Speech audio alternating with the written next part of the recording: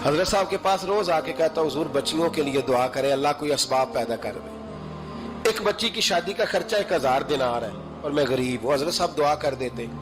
खानका शरीफ के थोड़े ही फासले पर हजरत जहां बैठ के मुरीदों की तरबियत करते थे, उससे थोड़ा ही फासले पर ना एक ईसाई रहता था, बड़ा मालदार था, बड़ी सारे ऊंट गायें भेड़ बकरियां रखी हुई थी और हजरत शरफुद्दीन रहमतुल्लाह अलैह की बड़ी मुखालफत करता था।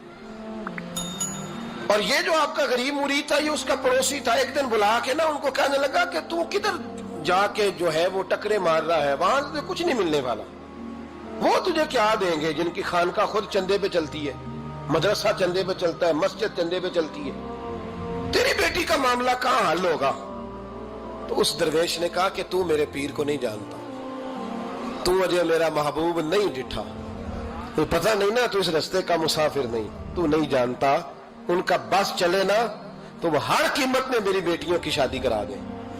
अब वो ईसाई था, कहने लगा अच्छा चलो ठीक है, अगर इतनी बात है ना तो जाओ उनसे जाके कह दो कि 6 साल के लिए मेरे साथ मुआहदा कर लें, तो मेरे जानवरों को चारा डाल दिया करे, 6 साल ड्यूटी करे, मैं 6000 दिनार दे देता हूं। वो मेरे साथ 6 साल मेरे जानवरों को चारा डाले रखते हैं ना, अब चारा डालने के लिए एडवांस पैसे दे के।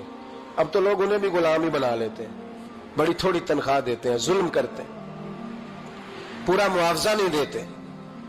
हजरत शेख शरफुद्दीन के बारे में वो कहने लगा जा अपने पीर से जाके कह के मेरे जानवरों को 6 साल चारा डाले, मैं 6000 दे देता हूं, तू जो कहता है हर कीमत पे जाने को तैयार है। उसने जब ये बात की तो मुरीद ने नाराज हो गया, वो लड़ाई हो गई, गिरबान पकड़ लिया, झगड़ा हुआ, बात बड़ी दूर गई। इस तरह की बात करता मेरे हजरत के बारे में, तेरे जैसे कई मैं वहां काम पे रखा दूं।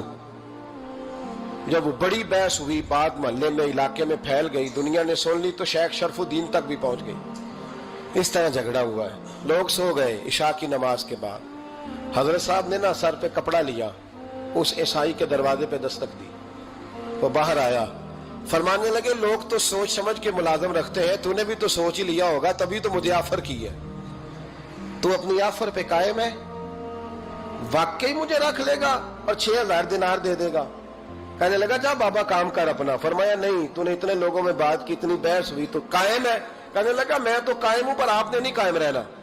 फरमाया मैं सोच समझ के आया हूं। उसने कहा आप ड्यूटी करेंगे, भैंसों को चारा डालेंगे? फरमाया एक शर्त, बस जब अजान हो जाए ना तो मुझे रब की नमाज पढ़ने की इजाजत दे देना, बाकी सुबह शाम जो तू कहेगा। अगर उस गरीब की बेटियां ब्याही जाए तो मुझे और क्या चाहिए? उसकी 6 बेटियों का बोझ है उसके सर पे, तू मुझे रख ले। अल्लाह अकबर। वो कहने लगा चले पे मेरे साथ खते बंदगी कर ले। आजकल हम स्टाम्प करते हैं, उस जमाने में खते बंदगी होता था, गुलामी का खत, काजी शहर के पास। यानी उसका ख्याल था कि चलो स्टाम्प की बात करूंगा तो भाग जाएंगे। फरमाया चल मैं तैयार हूं। काजी तक गए, तय हो गया, 6000 दिनार दे दिए। हजरत ने मुरीद को बुलाया, फरमाया पुत्र ये ले जा मेरी बेटियों को रवाना कर दे। कहने लगा हुजूर ये क्या कर रहे हो आप, कुछ सोचे? फरमाया यार जब तुझे बेटा बना लिया तो फिर मेरी पोतियां तो लगती हैं ना, मेरा हक तो बनता है ना, जा जाके ड्यूटी कर, उनको ब्याह दे। बात फैल गई।